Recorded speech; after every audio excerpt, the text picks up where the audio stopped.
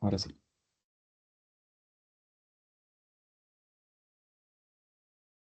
Ok, ahora sí ya comenzó a grabar la sesión, entonces vamos a ver precisamente como le dije, micosis, histoplasmosis, en primer lugar.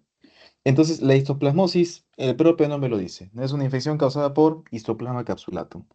Tiene una variedad tuboici, ¿sí? Y va a estar dispersa en América del Norte, Sur, África. Pero en nuestro contexto clínico, importante destacar, en nuestro contexto, perdón, epidemiológico peruano, Eh, vamos a hablar de Histoplasma capsulatum, ¿sí? Este hongo, ¿de acuerdo? ¿Cuál es la fisiopatología? Vamos a avanzar un poquito rápido, así. Cosas puntuales, ¿sí? Que les pueda servir. Cosas puntuales. Entonces tenemos esporas que el paciente va a inhalar. La persona va a inhalar estas esporas y los macrófagos pulmonares, ¿sí? El primer medio de defensa en estos casos van a fagocitar estas esporas. De alguna forma, estos macrófagos van a servir como un caballo de Troya. Sí, y a qué me refiero con por caballo de Troya es que el hongo los va a utilizar para poder diseminarse. ¿A dónde? A nódulos linfáticos, al hígado, a al vaso, a las glándulas adrenales, al intestino, a la médula ósea, pero en este caso hablamos de el pulmón como punto de entrada. Macrófagos alveolares, ¿sí? Por aquí entra. Y desde este punto se comienzan a diseminar. ¿Cuál es la clínica de una histoplasmosis? Una histoplasmosis puede ser difusa, aguda, difusa o localizada, ¿sí? Difusa cuando vemos en el caso del pulmón, en la siguiente imagen está una distribución, ¿sí? Un infiltrado difuso precisamente, y localizada cuando podemos ver un lóbulo específico afectado, ¿sí? Un infiltrado localizado, un infiltrado mediastinal, linfaadenopatías, por supuesto. La histoplasmosis puede ser crónica cavitaria, puede asociarse a síndromes mediastinales como mediastinitis o fibrosis, broncolitiasis e incluso nódulos. ¿Cuáles son los síntomas? El paciente puede llegar asintomático o tener síntomas parecidos a un resfriado. ¿Sí? Muchas veces en estos casos el paciente no va a estar enterado y ya tiene una forma crónica de la enfermedad. La diseminación puede ir hacia cualquier órgano, como hemos visto acá. Puede irse al hígado, puede irse al vaso, puede ir a las glándulas suprarrenales, al intestino, a la médula ósea, ¿no? Como hemos revisado y vamos a comprobar en la siguiente imagen, puede haber infiltrados difusos, puede ser localizado, ¿sí? ¿De acuerdo? ¿Y qué pacientes van a estar en riesgo? Aquellos pacientes inmunosuprimidos. ¿Qué pacientes están inmunosuprimidos? No solo piensen en pacientes seropositivos, ¿sí? Pacientes VIH, pacientes con SIDA, sino también pensemos en pacientes, por ejemplo, trasplantados, pacientes que previo a un trasplante, previo a la cirugía, necesitan inmunosupresión, ¿sí? Para evitar el rechazo del organismo al, al órgano donado, ¿sí? ¿En qué pacientes también? Pacientes con diabetes de forma crónica, ¿sí? Pacientes con diabetes de forma crónica, la diabetes ustedes saben que es de por sí implica un estado de inmunosupresión.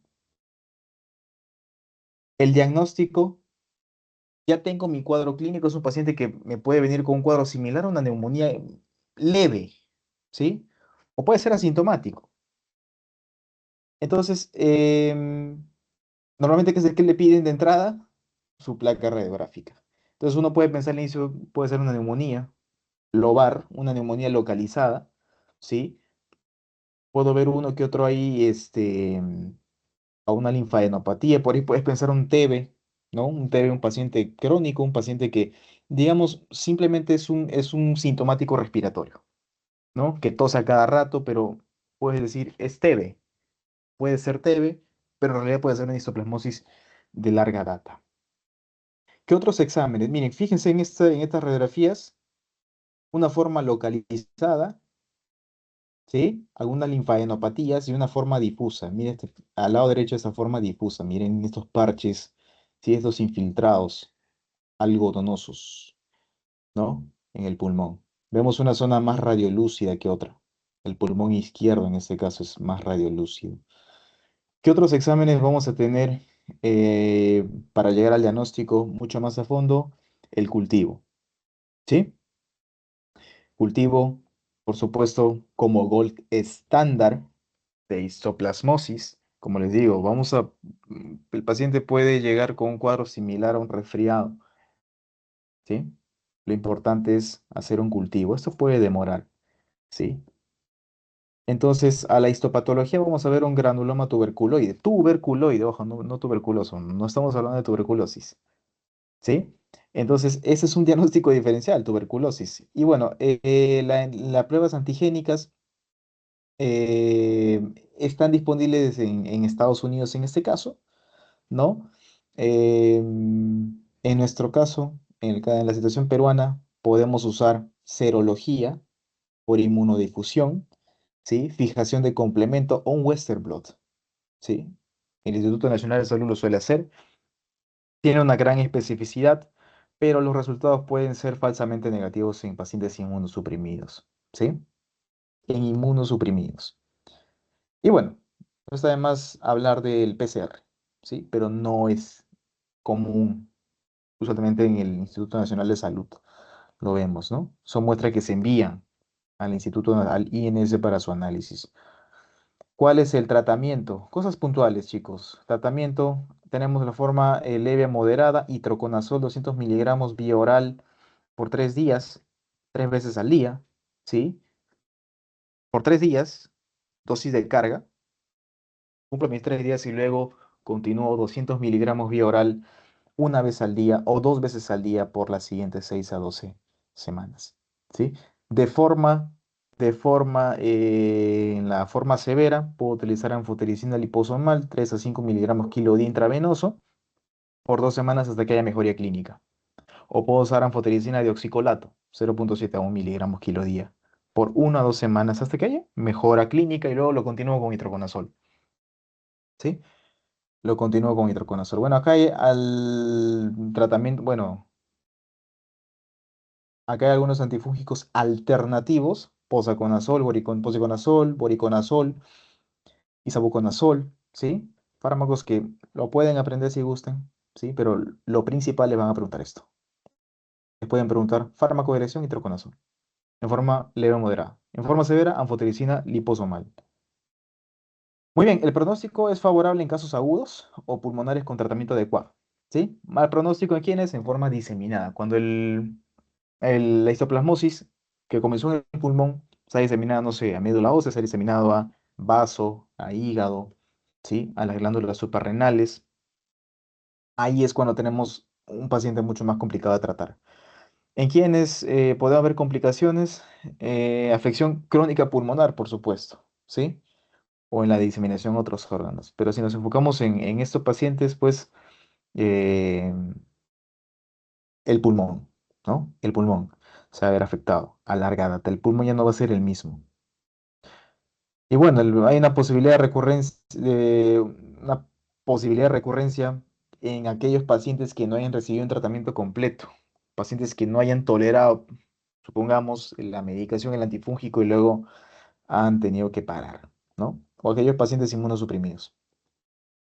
Oye, chicos, vamos a avanzar así rápido. Paracoccidiomicosis es una infección fúngica causada por la especie Paracoccidioides, ¿no? Es un hongo dimórfico endémico en Centroamérica y Sudamérica, particularmente en las zonas de cultivo de café y tabaco. Al igual que la histoplasmosis afecta pulmones, pero se puede diseminar a otros órganos. La etiología, miren, listo. En el caso de esta imagen, Paracoccidioides brasilensis, ¿sí? ¿Cuál es la fisiopatología de entrada? ¿Se acuerdan que les hablé del caballo de Troya en Histoplasma capsulatum? En paracoccidioides sucede algo similar. Tenemos, fíjense, la primera línea de defensa compuesta por polimorfonucleares, neutrófilos, macrófagos y células dendríticas. Estas células van a captar, ¿sí? Van a captar al paracoccidioides, lo van a engullir, ¿sí? Lo van a engullir. Sin embargo, este hongo es capaz de alterar, ¿sí? El comportamiento de estas células para evitar que mueran, uno, ¿sí? Y de esta forma estas puedan sobrevivir en el tiempo. Y el hongo se pueda diseminar, ¿de acuerdo? Se pueda diseminar por vía hematógena. Y fíjense que acá al lado derecho la imagen del caballito de Troya, ¿no? Entonces vamos a ver, fíjense, fíjense. Al lado derecho, al lado superior derecho más o menos, vemos la forma aguda o subaguda, que corresponde del 15 al 25% de los casos sintomáticos. ¿Sí? Vemos una respuesta inmune a predominio de TH2, TH9, ¿sí? Y la diseminación, fíjense, a órganos extrapulmonares. Tenemos intestinos, tenemos vaso, tenemos hígado, tenemos médula ósea, ¿de acuerdo? Nódulos linfáticos también, al igual que la histoplasmosis. Sin embargo, tenemos, en el caso de la forma crónica, 75-85% de los casos a la diseminación pulmonar o por vía TH1 y TH17. Esta es la respuesta, ¿sí? Esta es la respuesta. La clínica,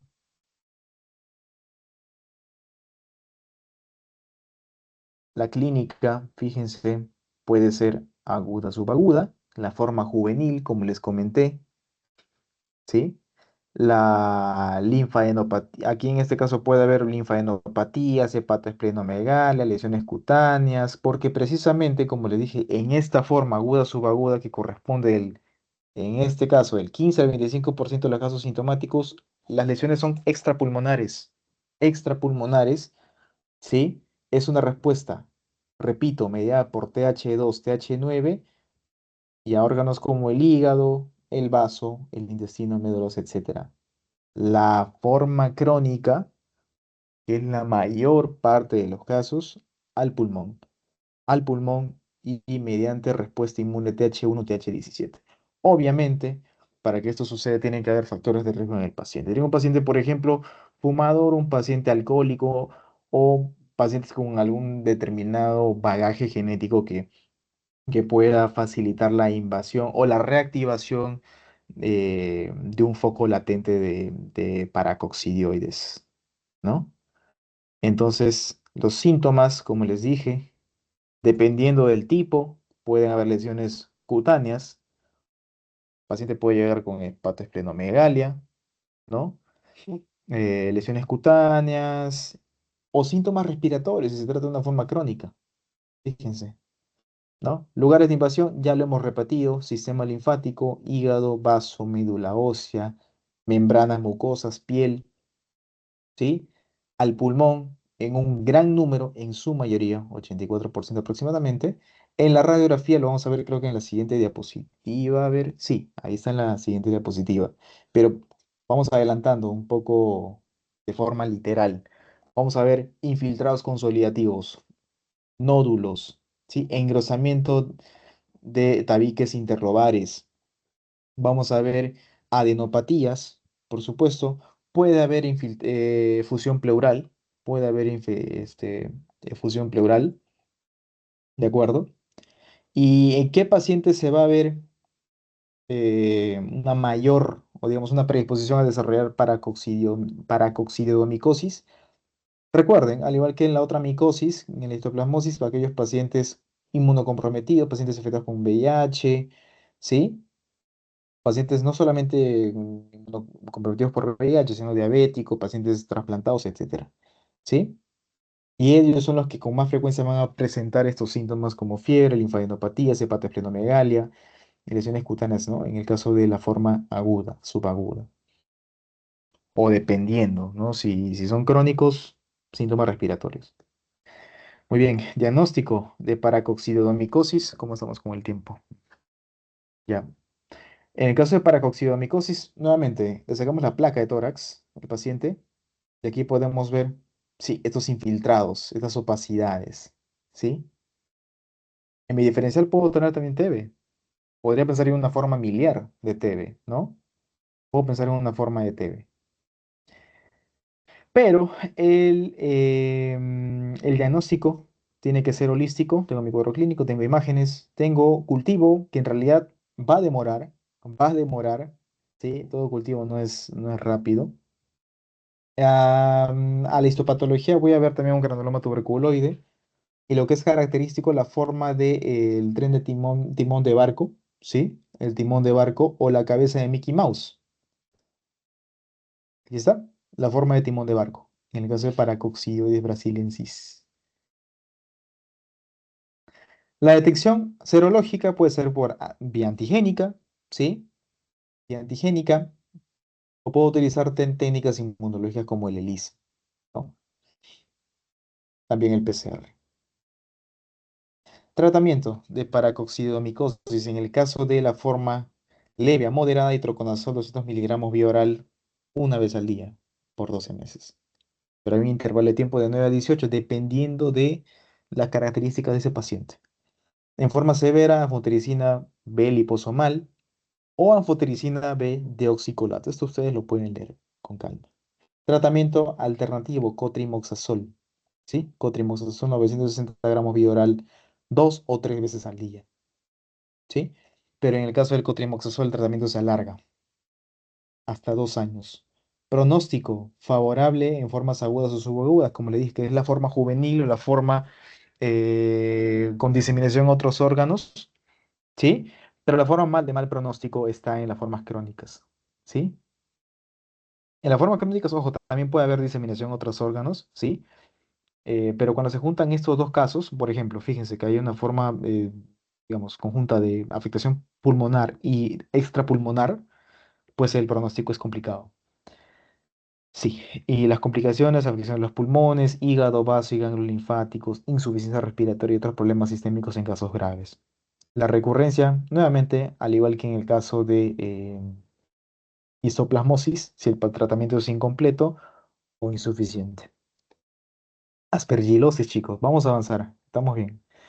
En el caso de la aspergilosis, es una infección oportunista, ¿sí? Así que ustedes pueden sospechar ya el paciente inmunosuprimido es susceptible a esta micosis, a la aspergilosis, ¿sí? Es un hongo filamentoso. Más específicamente se van a inhalar las esporas de Aspergillus, Aspergillus fumigatus, ¿sí? Y la clasificación de aspergillosis, básicamente, para que tengan el concepto, tenemos tres, ¿sí? La primera, aspergillosis alérgica broncopulmonar, el ABPA, ABPA, aspergillosis broncopulmonar alérgica o alérgica broncopulmonar, la forma crónica de aspergillosis y la forma invasiva, ¿sí? Invasiva. La forma crónica pulmonar tiene una más o menos larga subdivisión, ¿sí? En nódulos de aspergillus, en un aspergiloma, una forma crónica pulmonar cavitaria, una forma crónica pulmonar fibrosante o una aspergillosis pulmonar subaguda invasiva. Subaguda invasiva, no invasiva, ojo. Bueno, acá tenemos una foto del Aspergillus fumigatus. Al lado derecho, la fisiopatología, más o menos, bueno, este es un esquema que eh, te señala cómo ocurre a nivel pulmonar, ¿no? Tenemos las esporas, se inhalan, se inhalan las conidias, llegan a la vía respiratoria, ¿sí? Infectan las células, ¿sí? Y se diseminan. Y se diseminan a través de células como polimorfos nucleares, ¿sí? Entonces, esto es importante, lo que está al lado derecho. ¿Qué factores de riesgo o qué situaciones van a favorecer el desarrollo de un determinado tipo de aspergilosis? ¿De acuerdo? Fíjense, hablamos de aspergilosis alérgica broncopulmonar. Pacientes que escuchen con asma, fibrosis quística, ¿sí? La fibrosis quística es una enfermedad genética en la que hay un defecto en el transportador de cloro y por tanto agua, que hace que los pacientes tengan un moco muy, muy duro, ¿sí? Poco hidratado. De esta forma es complicado respirar, ¿sí? El asma ustedes ya lo conocen muy bien. En estos pacientes hay riesgo de aspergilosis alérgica broncopulmonar. Pacientes inmunocomprometidos, aspergilosis pulmonar invasiva y aspergilosis pulmonar crónica en pacientes con una historia crónica de alguna enfermedad pulmonar, no sé, TBC, puede ser EPID, puede ser bronquiectasias, neumonías a repetición, etcétera. ¿Sí? Etcétera. Y como pueden ver, esta es la peor forma, ¿no? Porque eh, hay otra subdivisión, ¿no? como ya lo hemos mencionado, nódulos de Aspergillus, aspergilloma, la forma crónica cavitaria, la forma fibrosante, la forma subaguda invasiva. La presentación clínica, perdón, va a variar dependiendo de qué tipo de aspergillosis estemos hablando. En la forma alérgica broncopulmonar podemos ver tos persistente, podemos ver sibilancias, disnea, fiebre y la producción de ese moco grueso, ¿sí? Seco y marrón. ¿Sí? Malestar o debilidad del paciente. En la forma crónica pulmonar, la tos también es persistente, pero podemos encontrar hemoptisis. Hemoptisis. Al igual encontramos disnea, ¿sí? Dificultad para respirar. Encontramos fatiga, pérdida de peso por ser ya un estado crónico, dolor torácico, fiebre o sudoración nocturna. En el caso de la forma invasiva, fíjense del cuadro clínico un poco más complicado, ¿sí? Tenemos fiebre, dolor de cabeza, dolor torácico, disnea, tos, con la posibilidad también de ser una hemoptisis, ¿sí? Fatiga, pérdida de peso inexplicable, podemos ver congestión nasal, ¿sí? O lesiones a nivel de la piel, ¿sí? En el caso de la aspergillosis cutánea. ¿Cuál es el diagnóstico? El diagnóstico va a variar. Le voy a hacer un zoom para que puedan ver. Hoy voy a subir las grabaciones para que puedan chequear estos cuadritos más tarde, con calma. ¿Sí? Fíjense que tenemos la aspergillosis broncopulmonar alérgica. Fíjense de los criterios que se suelen utilizar, criterios mayores y criterios menores. Fíjense, pacientes que han tenido asma, ¿ya? Pacientes con hipersensibilidad inmediata cutánea al antígeno de Aspergillus, es otro, ¿sí? La medición de precisamente anticuerpos anti-Aspergillus fumigatus, bronquiectasias que se hayan detectado en la tomografía computarizada, precipitinas anti-Aspergillus fumigatus, ¿sí? Y también hallazgos en la placa de tórax, ¿sí? Y bueno, no podemos olvidar el conteo de eosinófilos más de 1000 células. Criterios menores, cultivo de esputo, ¿no? Demostrando el crecimiento de Aspergillus fumigatus, expectoración del moco, como les dije, el moco marrón, ¿sí? O reacción de tipo 3, reacción cutánea tipo 3 al antígeno de Aspergillus. En el caso de la forma crónica, vemos que hay criterios clínicos, laboratoriales y radiológicos. Acá hay una determinada discrepancia porque uno dice, ¿qué tomo? ¿El criterio clínico a predominancia, el laboratorial, el radiológico? En realidad lo importante es integrar, ¿sí? Lo importante es integrar. Pero fíjense, bueno, el criterio clínico, como les dije, miren, en el caso de una forma crónica, duración mayor a 3 meses de los síntomas, ¿sí?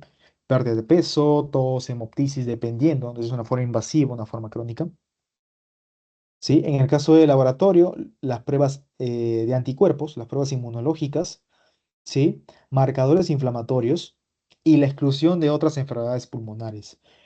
Pero el criterio radiológico nos sirve para poder ir identificando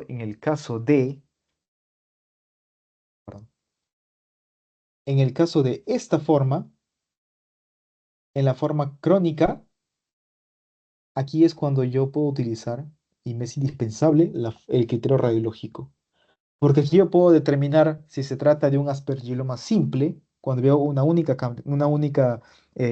cavidad en un paciente inmunocompetente con o sin síntomas. Puedo determinar si se trata de un nódulo de aspergillus, ¿sí? Uno o más nódulos con o sin cavitación. Puedo ver si se trata de una forma crónica cavitaria, ¿sí? Una o más cavidades que contienen una o más colas de Aspergillus. Puedo determinar si se trata, por supuesto, de una forma subaguda invasiva y la forma crónica fibrosante, ¿sí? Crónica fibrosante, cuando hay una destrucción de al menos dos lóbulos pulmonares por la fibrosis. Eso en la forma crónica. En la forma invasiva, esto también para que lo lean con calma, ¿no? Hay una forma probada, una forma probable y una forma posible. ¿sí? En la forma probada, ¿sí? De la aspergillosis invasiva, se hace una evaluación microscópica del material estéril, donde se tienen que evidenciar las hifas o un cultivo, ¿sí? En el caso de la forma probable, hablo de factores de riesgo. ¿Factores de riesgo de quién? Del hospedero, del paciente. Hallazgos clínicos, al menos un hallazgo imagenológico en tomografía y criterios microbiológicos, ¿no? Criterios microbiológicos. En el caso de una aspergillosis invasiva, factores o digamos manifestaciones clínicas y factores de riesgo del paciente, etcétera. Muy bien, tratamiento. A ver, estamos avanzando con Laura. Mm, Ok. Tenemos itroconazol, voriconazol, posaconazol en la forma crónica. En la forma, guárdense eso, en la forma crónica, itroconazol, voriconazol, posaconazol. ¿Sí? En la forma invasiva, en la forma invasiva, voriconazol, de entrada. Voriconazol, la dosis está acá, pero la dosis de entrada, voriconazol. En el caso de la crónica, itroconazol, voriconazol, posaconazol. ¿Sí? Itroconazol frecuentemente. Miren, el nivel de recomendación es A. ¿Sí? A. En el caso de la aspergillosis broncopulmonar alérgica, tengo que entrar a usar corticoides. ¿Sí? Corticoides. En este caso se puede usar prednisolona. ¿Sí? Prednisolona. Esa es la diferencia. No vamos a entrar a detallar mucho porque si nos va a comer bastante tiempo. El pronóstico es favorable en los casos limitados de aspergilosis, como una aspergilosis pulmonar alérgica. La trato como una enfermedad alérgica más, como, ¿no? Como puede ser el asma, ¿no? O la aspergilosis no invasiva, con tratamientos adecuados. Mal pronóstico en la forma pulmonar invasiva, pacientes inmunocomprometidos que tengan o que tengan otras comorbilidades. Las complicaciones, daño pulmonar irreversible, fibrosis pulmonar o también hemorragias pulmonares y la diseminación a otros órganos.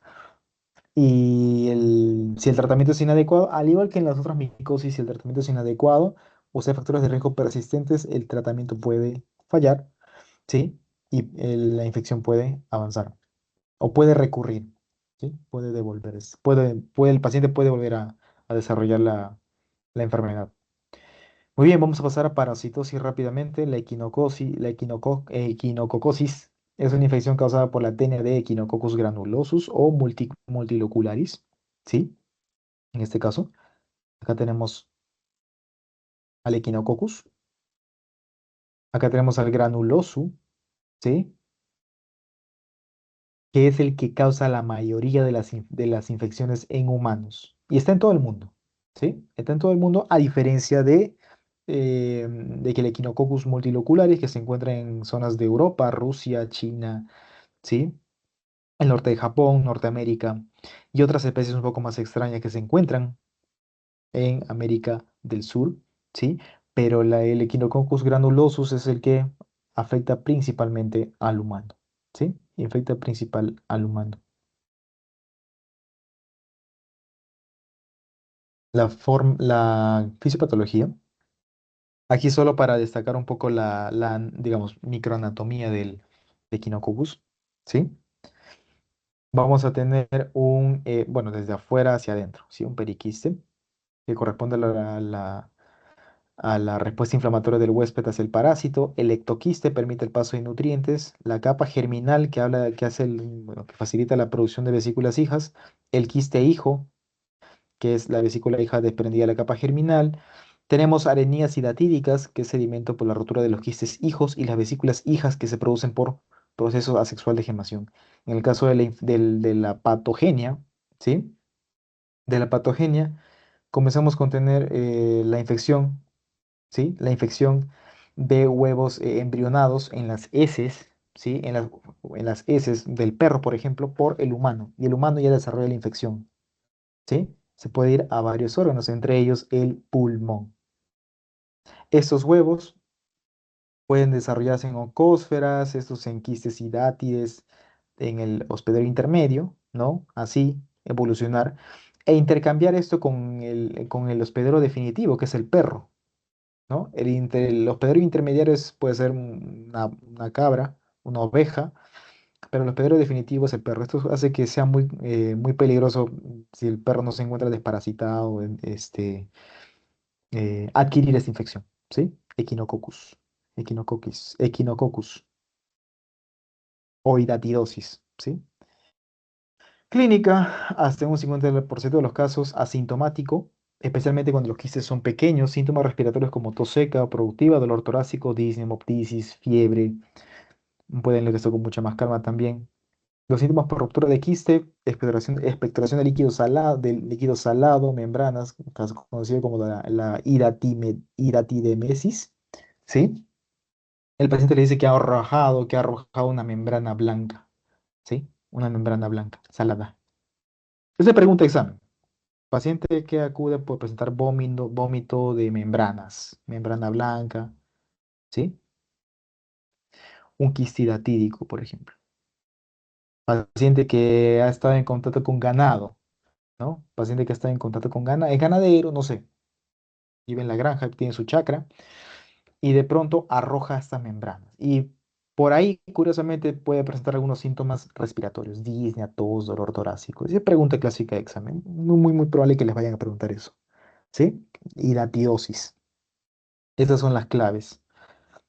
Asimismo, el paciente al haberse roto ese quiste puede haber una reacción alérgica anafiláctica, por supuesto, un neumotórax o un empima dependiendo del tamaño del quiste, ¿sí? Los hallazgos físicos, estertores o sibilancia localizadas y signo de consolidación pulmonar si hay complicaciones. El diagnóstico, muy bien, el diagnóstico pues, puede ser serológico, fíjense en el caso de el pulmón, se puede detectar con un ELISA IgG o IgE, ¿sí? Preferentemente IgG, aglutinación por látex, hemaglutinación, inmunoblot, ¿sí? Etcétera. Radiológicamente, esta clasificación la van a ver ustedes muchas veces, ¿sí? En cirugía también. La clasificación de Garvey, ¿sí? La clasificación de Garvey para hidatidosis. El tipo 1, 2, 3, 4 y 5. 1, tenemos una imagen radiolúcida, ¿sí? No, en este caso, no es una radiografía, es una ecografía, ¿sí?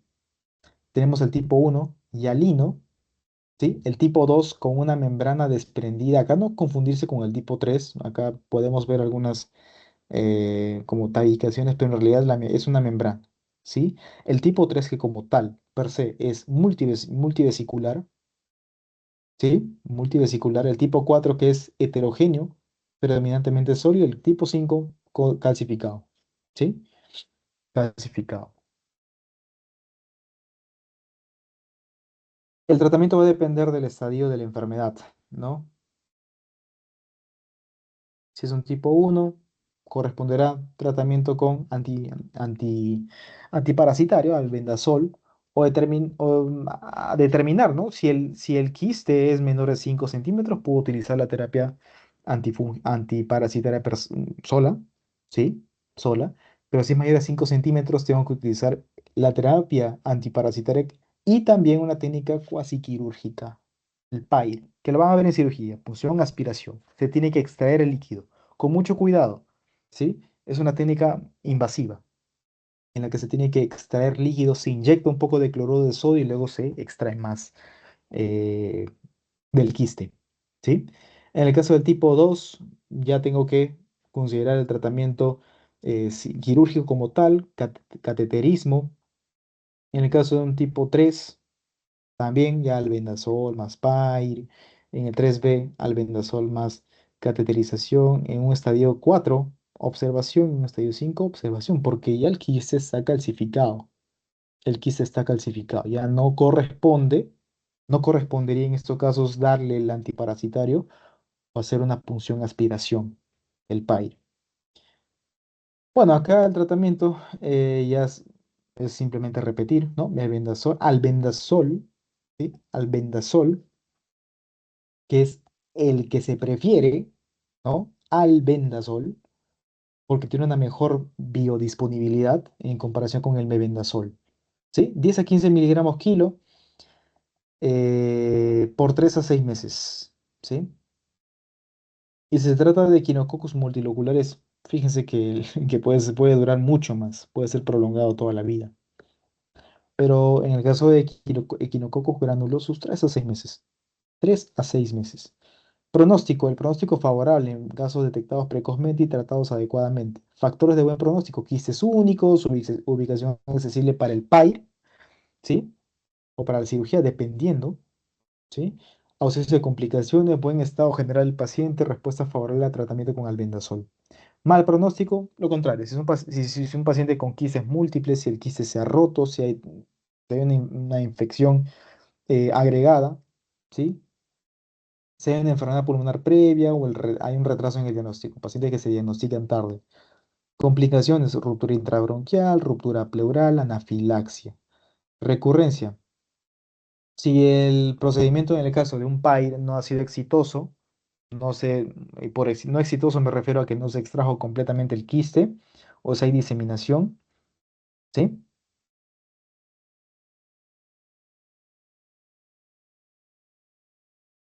Ya. En el caso de las cariosis es el último tema de de neumología. La ascariosis es una infección parasitaria causada por Ascaris lumbricoides, es un nemátodo. Acá tenemos al amiguito, ¿sí? Ascaris lumbricoides. ¿Qué sucede? En el caso de Ascaris lumbricoides tenemos, ¿sí? El amiguito se encuentra en las heces, en la tierra, por ejemplo, ¿sí? Está en las heces. Y aquí es cuando se puede diagnosticar el huevo de Ascaris lumbricoides, ¿sí? En su forma fertilizada o no fertilizada. En la forma fertilizada, el parásito va a completar su desarrollo hasta formar el- hasta desarrollarse, ¿sí? En el caso de que este paciente ya lo haya consumido estos huevos, se va a desarrollar, va a infectar va a ingresar por por la boca, por supuesto, los huevos embrionados, ¿sí? Porque un no embrionado no va a desarrollarse y por tanto no va a causar la enfermedad del paciente, pero un huevo embrionado sí. Y aquí en el intestino del paciente ya es donde se desarrolla, ¿no? Pero de acá, desde los intestinos, es donde el parásito puede migrar a los pulmones. Ascaris lumbricoides forma parte de uno de de los parásitos que desencadenan el famoso síndrome de Loeffler, ¿sí? Con otros parásitos, que ya lo veremos en un ratito. La fase pulmonar, que es lo que para esta charla nos importa, puede haber tos seca, disnea, fiebre, eosinofilia o infiltrados pulmonares transitorios. Y bueno, en la fase intestinal, dolor abdominal, náuseas, vómitos, diarrea o estreñimiento. Complicaciones generalmente digestivas, ¿sí? Pero en el caso de de la parte pulmonar nos interesa eso, ¿no? La tos seca, la disnea, fiebre leve, eosinofilia. A veces el paciente no le podría prestar atención. ¿Cuáles son aquellos parásitos que desarrollan síndrome de Loeffler? ¿Sí? O los pulmones eosinofílicos parasitarios. Ascaris lumbricoides, Ancylostoma duodenal, Necator americanos, Staphylococcus stercolaris. Fíjense que Ascaris viene acompañado, o digamos, en este grupo, junto a otros parásitos. ¿Sí? Muy bien, chicos. El diagnóstico es por historia clínica, examen físico. El paciente puede revelar signos digestivos, ¿sí? Signos de irritación peritoneal, masas, etcétera. Pruebas de laboratorio, eosinofilia, un coproparasitológico para identificar los huevos de Ascaris. Pruebas imagenológicas y serología. En el caso de tratamiento, albendazol, ¿sí? Mebendazol. El albendazol es el método de elección. En embarazo ya hay algunas excepciones, ¿no? Se puede usar piperacina o pirantel pamuato y repetir el tratamiento 1 o 3 meses para abordar larvas que aún no han madurado a sus formas adultas. Las alternativas se puede utilizar nitazoxanida levamisol. Hay nitazoxanida que, bueno, comercialmente algunos lo conocen como colofase, ¿sí? Es nitazoxanida. La ventaja de la nitazoxanida es que es un tratamiento corto, por ejemplo. 3 dosis nada más. 3 dosis. 3 días. Uno por día. El pronóstico favorable a aquellos pacientes que se hayan tratado bien, En quienes no, en aquellos pacientes con una alta carga parasitaria, pacientes que no se tratan o pacientes en el caso eh, de complicaciones digestivas, aquellos pacientes que hayan tenido una enfermedad agregada, peritonitis, pancreatitis, obstrucción intestinal, ¿no? Y por supuesto aquellos que se hayan diagnosticado tarde. Importante las condiciones sanitarias, ¿no? Porque si no el tratamiento va a ser en vano. Va a ser en vano si el paciente no vive en una zona adecuada, si el paciente sigue en contacto con zonas contaminadas. El siguiente tema es neumonía necrotizante. Bueno, sí son regulares temas. Neumonía necrotizante es una forma de neumonía caracterizada por la destrucción del parénquima pulmonar y la formación de múltiples áreas de necrosis. El absceso es pus, ¿sí? Pus dentro del pulmón. Eso es lo básico, ¿sí? Puede ser primaria por aspiración o secundaria por obstrucción, septicemia o extensión de la infección. Fisiopatología y lo que nos debe de interesar. Fíjense que en el caso de la neumonía necrotizante, por lo general vemos la infección de Staphylo aureus meticilino resistente. ¿Sí? La característica es que esta bacteria va a producir una molécula, ¿sí? Que es la toxina de Panton Valentine, que tiene dos subunidades, la Lux-PB y la Lux-PB. ¿Sí? Acá está bien graficado. Entonces, va a depender, digamos, el daño en la célula de la cantidad de esta toxina que la bacteria arroje. Si es una cantidad baja, se va a almacenar en la célula, ¿sí? Y va a inducir apoptosis. Apoptosis por vía intrínseca generalmente. Si está en una cantidad elevada, va a inducir la lisis de la célula y liberación de más antígenos y con ello mediadores de inflamación, estrés oxidativo y necrosis del tejido. ¿Sí? Aquí es cuando ya se reclutan macrófagos y se desencadena toda la cascada inflamatoria. Esto es muy peligroso. Aquí realmente es lo peligroso, ¿no? Aquí es cuando se desarrolla realmente la necrosis. Entonces, en el caso del absceso pulmonar, puede ser paciente, por ejemplo, con neumonía aspirativa. Paciente que ha estado bebiendo por muchas horas, ¿sí? Y se aspira, vomita y se aspira, ¿sí? Estos pacientes van a desarrollar una neumonía aspirativa y dependiendo de las características del patógeno, en este caso, como le dije, si se trata de un estafilo aureus meticilino resistente, va a llevar a una neumonía necrotizante y finalmente un absceso pulmonar, que es pus. La clínica, ¿se acuerdan de clínica pulmonar? Antecedentes de síntomas neumónicos, ¿sí? Tos, fiebre, dinamia, pérdida de peso, sudoración nocturna. Uno puede hacer también hay un diferencial de tuberculosis, considerando nuestro medio, ¿sí? Disney, hemoptisis. Fíjense que es un cuadro que podría asemejarse a, a TB. Bueno, me salté este lado, ¿no? La etiología. Hablamos de estafilo aureus meticilino resistente, ¿no? Está la cabeza, pero también puede ser estafilo epidermidis, neumonía, Streptococcus piógenos, Streptococcus pneumoniae, Streptococcus piógenes, ¿sí? Bacterias gram negativas como Acinetobacter E. coli, Haemophilus influenzae, Klebsiella, este grupo de gram negativas, ¿no? Pseudomonas, pacientes inmunosuprimidos, ¿sí? El diagnóstico de neumonía necrotizante, tenemos nuestra placa de tórax de entrada, se le pide al paciente su placa de tórax, donde vamos a poder observar la lesión, ¿sí? Fíjense, acá tenemos ya estas cavidades que se han formado en el pulmón derecho de este paciente. Los hemocultivos, la rentabilidad es baja. En el caso del cultivo de esputo, el hemocultivo es poco usado, pero el cultivo de esputo sí. ¿Sí? Papa Nicolau, por supuesto, para poder descartar una posible neoplasia y la broncoscopía diagnóstica. ¿Sí? Lavado bronquial, lavado broncoalveolar. El tratamiento, bueno, acá va a variar. Fíjense que al inicio se puede tratar como si fuese una neumonía adquirida en la comunidad o una neumonía adquirida, una neumonía intrahospitalaria. Aquí cada uno tiene su régimen, ¿sí? Cada uno tiene su régimen.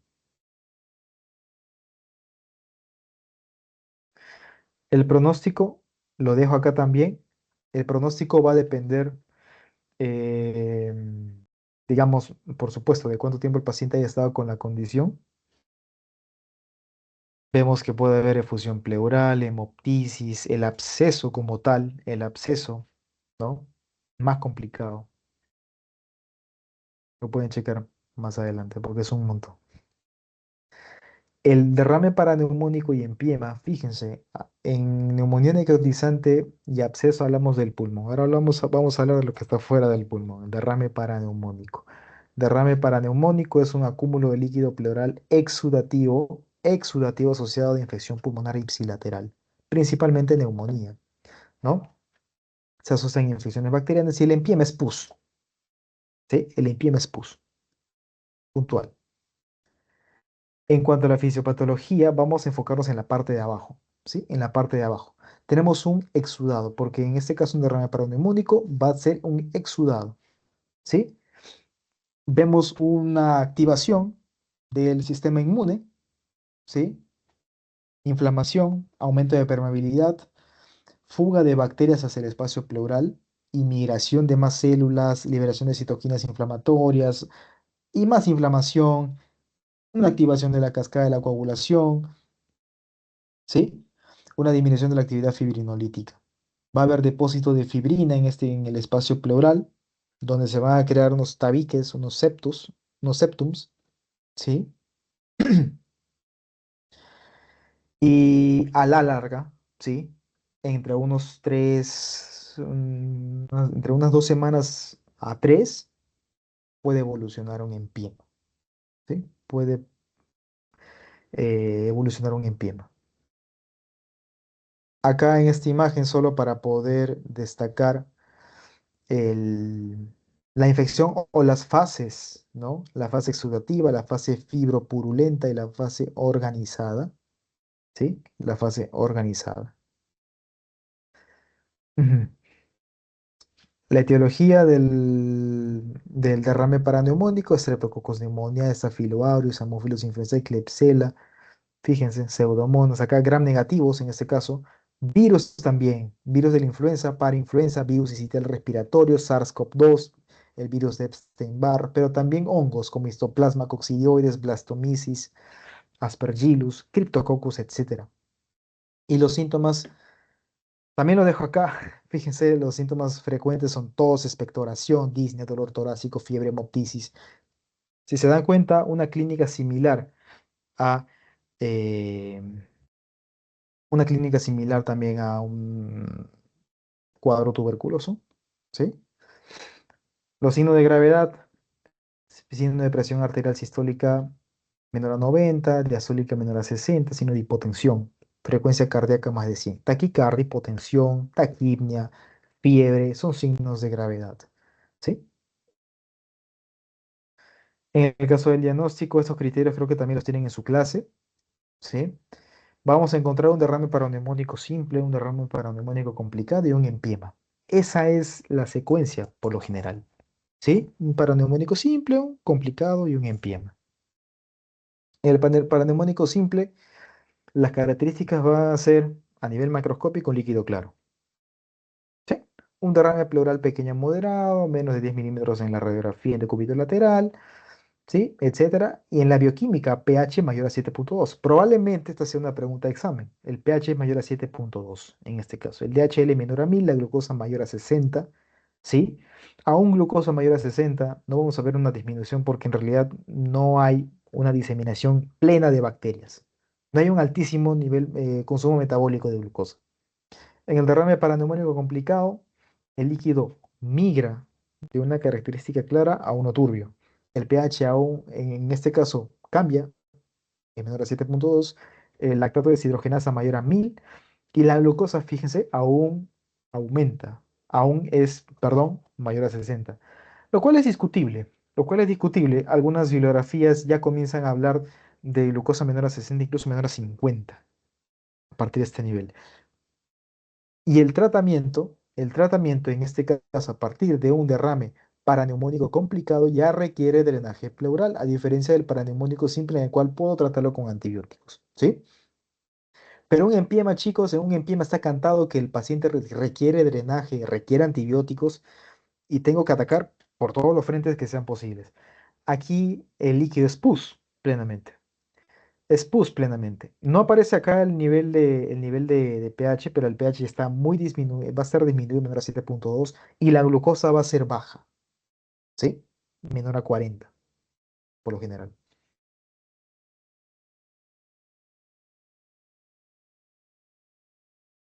El tratamiento.